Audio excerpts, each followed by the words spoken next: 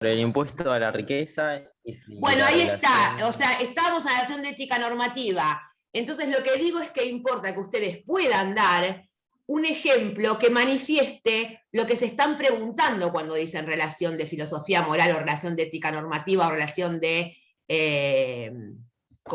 de valoración moral. Bueno, tiene que quedar en claro que ustedes comprenden que una relación de crítica moral importa preguntarse frente al valor o disvalor del sistema jurídico. Bobbio, dimensión axiológica. Ahora, ¿qué criterios utilizamos para la respuesta? Esto no lo podemos todavía desarrollar porque ustedes no han visto nunca filosofía moral. Y la filosofía moral lo que nos trae son teorías que trabajan los criterios de justicia.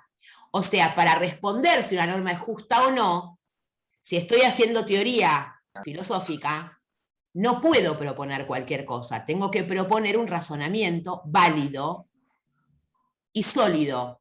Y esto me lo dan las distintas propuestas acerca de lo justo.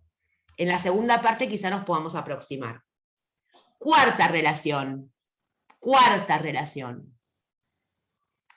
Acá lo que nos estamos preguntando es si las costumbres, convicciones, pautas, principios morales de una mayoría, léase moral positiva, debe ser reforzada o no por el sistema jurídico. Ejemplo. Ejemplo, la prohibición del alcohol en Estados Unidos es un intento de hacer eso. No me gusta el ejemplo. Profe, ¿le puedo ¿Normas dar de un tránsito? ejemplo? Profe, ¿le puedo dar un ejemplo? Las normas de tránsito son meras normas prudenciales, ahí no hay moral. ¿Qué moral encuentran las normas de tránsito, chicos? No, ninguna. Está bien. Bueno, es como el ejemplo que usted dio el otro día de la poligamia. O sea, Bueno, ahí hay un ejemplo, pero ya lo conocemos. El de la poligamia viene a funcionar, pero a ver algo parecido. la prostitución, por ejemplo. Ahí va, ese ejemplo me gustó porque es un ejemplo en boga hoy, me gustó. Sí, o por O ejemplo. sea, acá hay un ejemplo, el tipo acá hay un trans. ejemplo. El del uso de marihuana puede ser otro ejemplo Claro. actual, Sí. ¿sí? O sea, ¿qué me dice la mayoría acerca de la prostitución? Está mal. Juguemos sin datos fácticos fehacientes, porque yo no los tengo y creo que ustedes tampoco, pero juguemos a pensar que la comunidad en su mayoría me dice que está en contra del ejercicio de la prostitución por entender lo que es una inmoralidad, un asco. Ninguna mujer puede elegir esa vida. Del otro lado, yo le podría responder, sin proxeneta de por medio, si yo tengo ganas de vender mi cuerpo es mío y lo vendo. Esta es la discusión que hay ahí. ¿Qué pasa? No es una discusión tan sencilla. No es una discusión tan sencilla. La planteo en estos términos brutos para que se entienda que estamos hablando de esta relación. No significa que reduzco a esto esa discusión en particular, ¿no?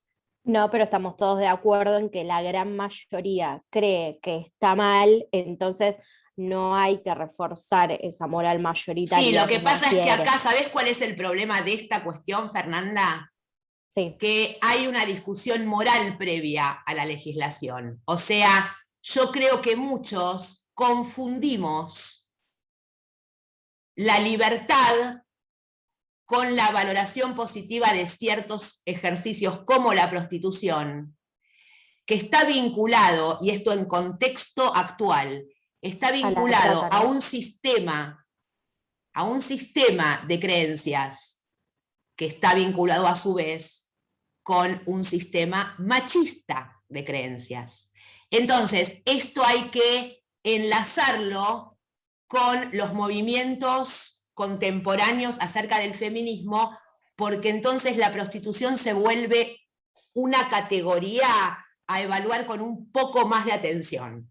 No sé Sí, si, o sea, es un análisis o sea, mucho si más alguna tiene profundo. algún pie metido en el feminismo va a entender lo que estoy diciendo. Sí, Y esto totalmente. implica que yo en este momento, por ejemplo, si vos me preguntás acerca de la cuestión, a mí me costaría tomar Vení. partido, porque de inmediato Como a estoy a todos. favor, pero estoy a favor de inmediato pensando en determinado tipo de mujer. Y acá aparece una cuestión muy compleja, donde, por ejemplo, deberíamos pedir ayuda a otras disciplinas a la hora de Sí, poner en común. ¿Sí? totalmente. Bueno, cortemos Sí. acá porque este es un tema muy interesante, pero nos vamos a ir a cualquier lado. No, pero la base es esa, que es La base mayoritariamente está, dijo alguien, la total, base está. total.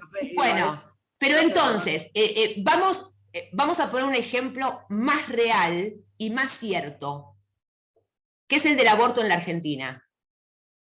Cuando se pensó en la legalización del aborto, ustedes pueden acceder a un montón de datos y de trabajos de campo previos, donde realmente la mayoría esbozaba una opinión en contra en términos de territorio nacional, ¿no? Porque acá también hay que hacer la distinción, las jurisdicciones no responden siempre de igual manera a determinadas cuestiones.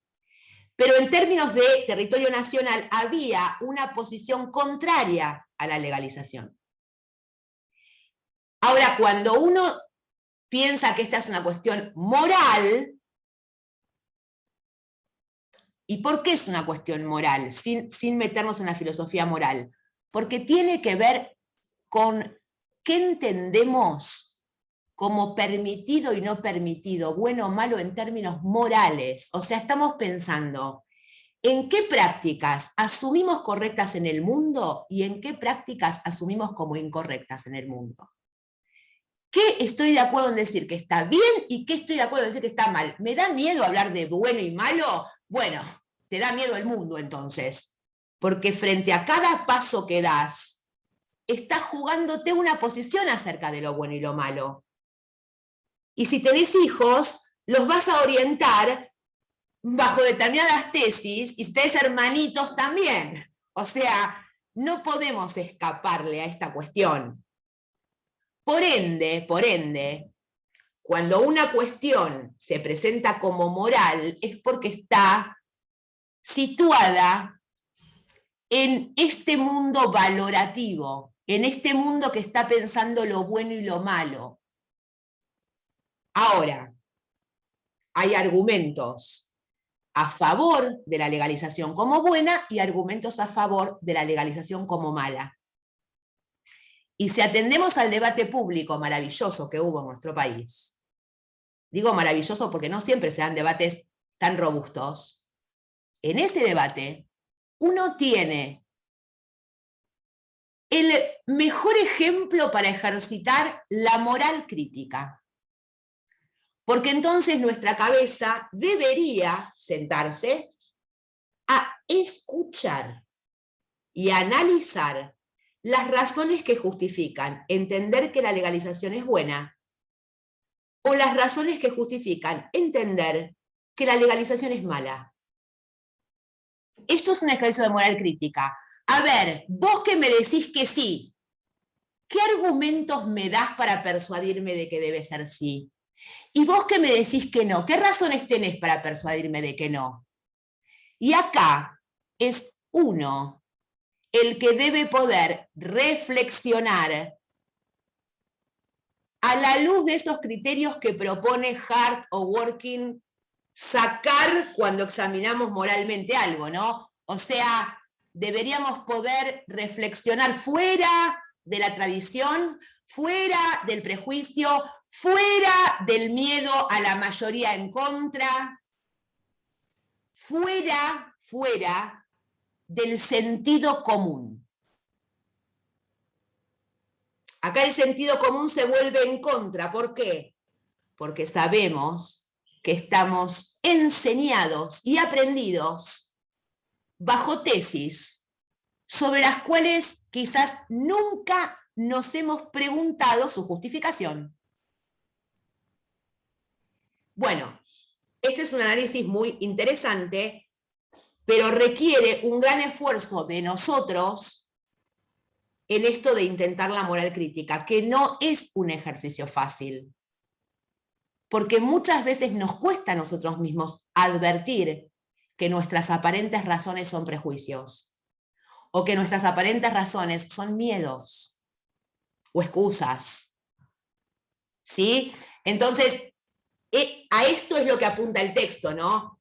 A pensar que muchas veces quizás esa moral positiva tenga argumentos justificatorios válidos y amerite que el derecho refuerce esa noción con la ley. Está bueno que si todos pensamos que matar porque sí al otro es malo, la ley lo enfatice con una sanción penal. Porque seguramente todos encontremos argumentos justificatorios válidos para entender que es incorrecto matar a otro porque sí. Ahora, también voy a encontrar veces en los que no convendría que la ley refuerce determinadas convicciones, porque no encuentro argumentos válidos. Y acá aparece, entonces, de la mano de Laporta, que remite ya no a Hart, sino al señor John Stuart Mill, acá aparece un principio rector, algo que nos va a ayudar como vara, ¿no? Va a ser un eje, si estamos situados en una concepción de Estado liberal y constitucional. Esto que nos trae Mill va a jugar como eje a los fines de que nosotros alguna noción de límite a la intromisión estatal podamos tener. Y este es el principio de daño, ¿no? Que si no daña a otro, no es criterio suficiente de justificación de... Exactamente, o sea, aparece una idea central, que es la idea que Laporta, Hart y muchos otros están proponiendo como el nuevo fundamento moral del Estado. Otra vez los invito a regresar, ¿no? a jugar a poder estar en ese tiempo donde nace el Estado moderno, donde Dios ya no es justificación. Entonces, fíjense si no cambia el fundamento moral. La ley va a ser correcta, ya no porque está emanada de una autoridad de sangre azul que proviene de Dios, sino que va a ser correcto seguir la ley, porque se justifica en la representación de sujetos humanos sobre sujetos humanos y de la famosa y divina razón, que después va a entrar en crisis, pero ahora no, en este momento digo. Entonces acá, este nuevo fundamento moral, que es la razón, ya no la divinidad, exige pensar, después de tanta mierda, de tanta guerra de religión, incendiando el mundo, después de esto había una urgencia que era pensar, ¿hasta dónde se puede meter el que tiene competencia de mandar? Porque yo no quiero que maten más a nadie, porque venera a otra santidad. Tienen que pensar en esto, ¿no? Piensen en la Inglaterra de Hobbes. Piensen en la locura, en el fuego, en la hoguera. Piensen en la hoguera. Entonces, al Estado se le va a pedir una cosa antes que ninguna otra: libertad de culto. La primera prerrogativa en la historia de la humanidad. Déjenme creer, pero déjenme tener mi creencia. Y esto va a implicar que yo permita que el otro tenga la suya.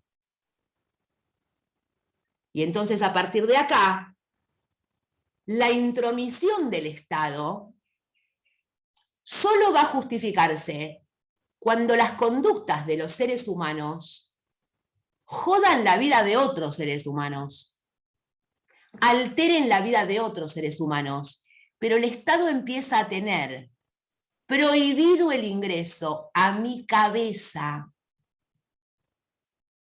a mi cabeza, que ahora se presenta en el mundo de la filosofía como el núcleo central de atención. Todo va a explicarse a partir de esta cabeza. Y entonces yo quiero pensar libremente, coger libremente, fumar libremente, creer libremente, leer libremente, expresarme libremente. Todo lo que haga mi conducta autorreferencial, conductas que tienen que ver conmigo misma, que no afectan a otro, deben quedar fuera de la órbita de la intromisión estatal. Ahora, esto que parece tan sencillo, no lo es tanto. No lo es tanto porque al momento de pensar en ese principio de daño y al momento de pensar en los artículos constitucionales donde se manifiesta ese principio de daño, léase 19 en nuestra Constitución Nacional, uno vuelve a pensar en el lenguaje y se topa con el problema de la vaguedad. Y entonces cuando pienso en afectar a otro, que me pareció de inmediato tan claro, no lo es tanto. Y mucho menos pensar en la palabra daño. Porque acá vuelvo a la idea de Hart y el concepto de vaguedad, ¿no? Cuando yo digo daño o acción privada, hay un núcleo duro en el que todos vamos a acordar que esa palabra aplica. Si yo le pego a alguien y lo lastimo, ahí todos vamos a ver un daño. Pero no siempre el daño es tan claro a los ojos de todos. Tampoco la acción privada. Piensen en los casos y casos y casos y casos y casos y más casos, y cada vez son más, que hablan de la intromisión de la libertad de expresión o de la libertad de información en términos de medios de comunicación y la privacidad de las personas.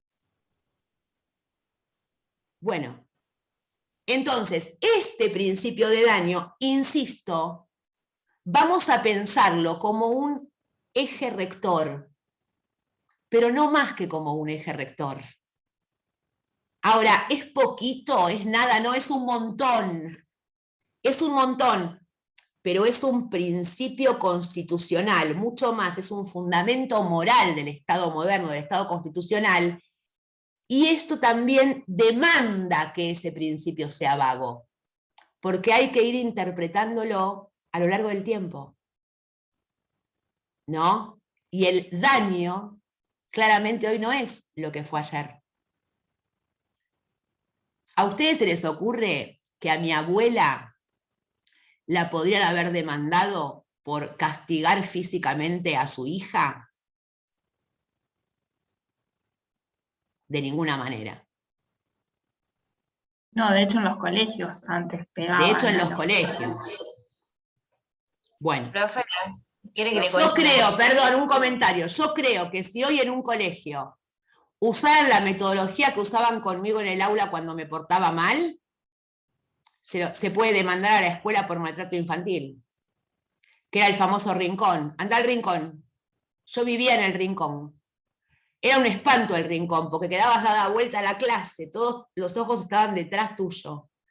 Y vos en el rincón de la pared y tenías que, por supuesto, rezar. Bueno, acá estoy. Fíjense qué bien que hicieron los rincones y los rezos. A mí también me mandaron al rincón.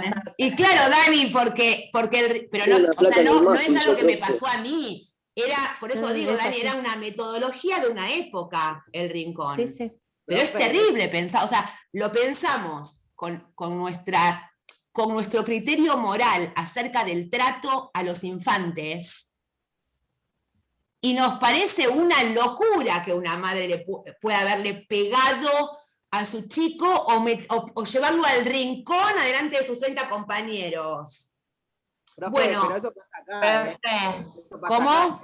Eso pasa acá, en las provincias sigue pasando. Yo soy de Formosa. Bueno, por eso, exacto, Nahuel, por eso decía hoy con el tema del aborto, cuando hablamos del territorio, Cuando uno habla de moral positiva, que es el conjunto de creencias, de principios, de convicciones morales de una comunidad, tiene que ser cuidadoso porque eso de la comunidad también es vago.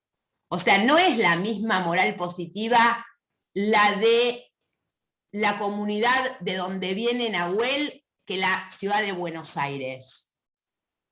¿Se entiende? La moral positiva no tiene que ver con poder ubicarla en todo un estado. No, hablamos de algo un poco más complejo. Quizás también podríamos hablar de una moral positiva que abarca más de un estado. O sea, no tiene que ver con los límites demográficos, ¿sí? Geográficos. Bueno, No sé. muy bien. Quiero que le dé un ejemplo muy verídico. A ver. Bueno, yo tengo a mi abuela que a ella abusó, un amigo de la familia abusó de ella y cuando tenía más o menos 20 años. En esa época era un horror si quedabas embarazada y no estabas casada. Y prácticamente la escondieron durante todo el embarazo, nunca denunciaron a la persona que violó de ella, que violó, o sea, y prácticamente hasta le quitaron el poder de darle su apellido a su hijo y le pusieron el apellido de la familia. Y prácticamente la obligaron a no ser mamá y a tratarlo como si fuera su hermano menor. No, terrible. Terrible. Horrible. Y eso Terrible. fue verídico porque, o sea, eso le pasó a mi abuela, pero en ese momento era como un horror si quedabas embarazada. Miren, ustedes son muy chicos, pero para Daniela o para alguno que ande más cerca de mí, estas historias de cuenta Tatiana no son tan extrañas. No, Son bastante comunes. O sea, todos tenemos alguna historia de Casarse estas. embarazada era un horror. Pero bueno, a veces hay cosas que van cambiando y... en el mundo que te hacen pensar que todo se va a la mierda, pero hay otras cosas que cambian que decís, bueno, menos mal, ¿no? Bueno, volvamos a lo nuestro, por favor. Vamos a la guía, que ya nos fuimos y quiero ver cómo estamos acá. A ver, denme un minuto. Bueno, a ver, que habíamos compartido la... ¿Dónde estábamos? Vamos por la 3 ahora. Claro, no, ahora tendríamos que ir a la 3, claro. Dice, explique lo siguiente, pero es muy importante que no perdamos de vista el sentido último de todo ese movimiento ético-político, porque en realidad no tiene la vista puesta en privar al derecho y al poder de un fundamento moral, sino muy por el contrario. Voy a leerlo de nuevo. Pero es muy importante que no perdamos de vista el sentido último de todo ese movimiento ético-político, porque en realidad no tiene la vista puesta en privar al derecho y al poder de un fundamento moral, sino muy por el contrario. Y acá, si ustedes debieran explicar esto, diríamos más o menos lo que veníamos diciendo recién. O sea, piensen esto, que ¿por qué dice este movimiento ético-político? Bueno, porque está hablando del liberalismo, está hablando del nacimiento del Estado en términos de soberanía nacional y en términos de constitución nacional. Está hablando de los derechos civiles y políticos, está hablando de la emancipación, en este sentido, en el sentido civil y político. Entonces, eso claramente propone otra concepción acerca de lo que está bien y lo que está mal. O sea, es un cambio moral en el mundo. ¿Por qué es un cambio moral en el mundo? Porque ya no vamos a entender como válida ni como correcta aquella autoridad que no se justifica en la representación. A partir de esto, aparecen nuevos principios. Esto de la intromisión limitada de la autoridad en mi vida. Ahora, esto que está pasando, que es un cambio moral, ¿implica vaciar de valores al Estado y al poder? No. Porque claro, jueguen a la grieta en aquel momento. Jueguen a la grieta y entonces pónganse del lado del antiguo monarca que se tiene que tomar el palo. El antiguo monarca, entonces, ¿qué argumento podría utilizar? El argumento de la corrección. Se va a ir todo a la mierda si no seguimos con la línea hereditaria del poder conforme a Dios. Va a enfatizar su argumento acerca de la corrección moral de su poder. Del otro lado, está pasando algo que lo interpela y le dice, no hay justificación válida ahí. Tengo una justificación nueva para mí. Estado de representación. ¿Cuál es la justificación moral nueva? La concepción de un sujeto autodeterminado. La libertad del sujeto. El reconocimiento del sujeto y la limitación del poder. Piensen otra vez en esos primeros derechos, en los derechos civiles y políticos. Cuando ustedes piensan eso, en lo que ustedes aprenden como primera generación de derechos, piensen en esa primera generación de derechos y van a entender que se está configurando un sujeto libre, libre de condicionamientos intelectuales. Está eligiendo de acuerdo a su conveniencia, preferencia, gusto. Está eligiendo la forma en la que quiere andar por la vida. Creyendo o no creyendo en Dios, creyendo en uno o en un montón. Siendo disciplinado o loco. Estamos empezando a pensar el mundo, el sujeto y las cosas de una manera bien distinta. Pero esto es un movimiento, dice, ético-político. Y es ético-político porque se está proponiendo que esta forma es la forma moralmente correcta de entender el mundo, el sujeto y las cosas. ¿Me siguen hasta acá? Bien, entonces, hay que tener presente esto. El principio de daño, la limitación de la intromisión estatal, la atención y cuidado a la mayoría, todo esto aparece como un nuevo fundamento moral. No despoja de valor al Estado, le da, o mejor dicho, lo concibe, va a concebirse el Estado soportado, ¿no? Anclado, parado en valores distintos a los de ayer. Bien, vamos a la próxima consigna. Ahora les digo cuando se corta qué pasa. Denme un minuto. Vamos a ir de nuevo a la guía que estábamos por la 4, vendría a ser, ¿no? La que tendríamos que leer. Sí. Bueno, acá la 4 dice, ¿cuál es el principio que caracteriza al Estado liberal constitucional según el autor? Bueno, a ver, escucho la respuesta. Principio de libertad. Pero siguiendo a la porta que remite a un autor. ¿Cómo se llama el principio? Agresión. El principio ¿Cómo? de no agresión. De no agresión. No.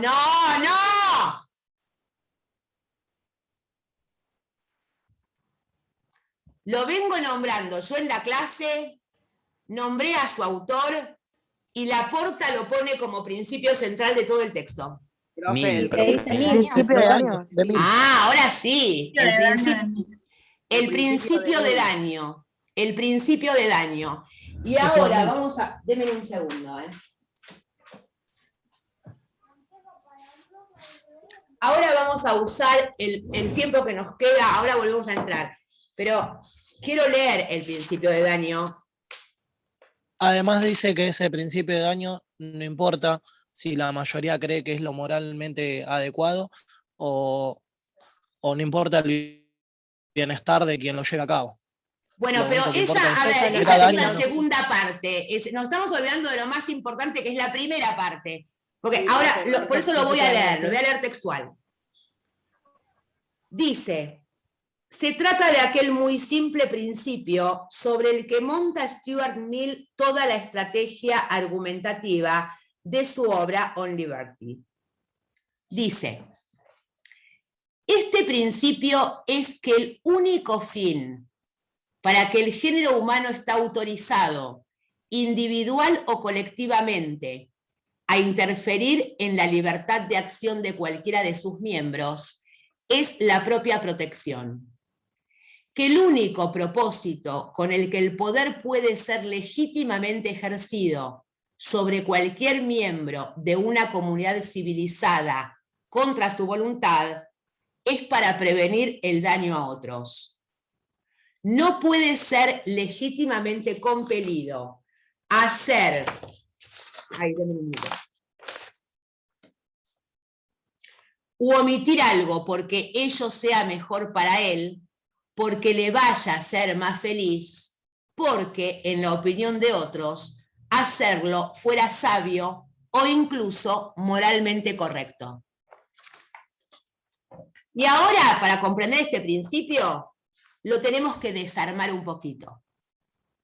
Porque esto que, no me acuerdo quién había hablado recién, que había traído la segunda parte. Para entender la segunda parte tenemos que entender la primera. La primera dice que la única razón por la que podemos interferir en la vida de otros es la prevención del daño. ¿Sí? Primera parte del principio. Primera parte. El único fin para que el género humano está autorizado, individual o colectivamente, a interferir en la libertad de acción de cualquiera de sus miembros es la propia protección. O sea, insisto, solo podemos interferir en la libertad del otro para prevenir el daño, el propio daño, ¿sí? Si tu libertad no me hace daño, yo no puedo interferir. Esto es lo primero que dice el principio. Sigue. Que el único propósito con el que el poder puede ser legítimamente ejercido sobre cualquier miembro de una comunidad civilizada contra su voluntad es para prevenir el daño a otros. Acá entonces pasamos a la dimensión estatal y nos dice: la autoridad para ejercer autoridad legítima solo puede interferir en la libertad de los sujetos contra su voluntad, léase detenerlos, cuando dañan a otro, para prevenir ese daño a otro. ¿Vamos bien? Entonces, en la primera parte parece que nos está hablando a todos los individuos. En la segunda parte, Mill se centra en la autoridad legítima, ¿no? Que es este Estado a la luz de todas estas prerrogativas del Estado moderno, el Estado liberal. Continuamos. No puede ser legítimamente compelido a hacer, omitir algo porque ello sea mejor para él, porque le haga más feliz, o porque en opinión de otros hacerlo fuera sabio o incluso moralmente correcto. Esta tercera parte nos está diciendo: no puede la autoridad argumentar la intromisión en tu libertad con ninguno de los siguientes argumentos. 1. No te puede decir que te coarta libertades porque te va a hacer bien. Esto se llama paternalismo jurídico. Segundo, y más importante aún, no puede obligarte a nada bajo el argumento de que para la mayoría es correcto. ¿Vamos bien? Denme un minuto.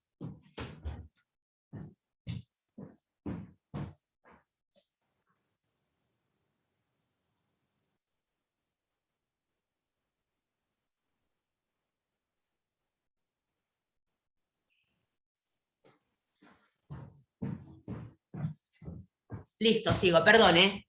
Bueno, entonces, acá, este principio de daño que significa la limitación de la intromisión estatal a conductas humanas que provoquen daño a otros, o sea, el Estado puede solamente intervenir cuando hay prevención de daño a otros. Esto importa que el Estado no pueda justificar sus intromisiones ni en el bienestar de aquel al que se aplica paternalismo, ni tampoco en la existencia de corrección moral para una mayoría. Esto se llama moralismo legal. Entonces, piensen en el principio de daño. Una vez que piensan en el principio de daño, piensen, si quieren, en el paralelo en nuestro sistema jurídico, que es el artículo 19 de la Constitución Nacional. Esas acciones privadas que no interfieren en los otros no pueden ser sujetas a intromisión estatal. Pero a su vez, ese Estado, para ser legítimo, no puede regular con argumentos paternalistas ni moralistas.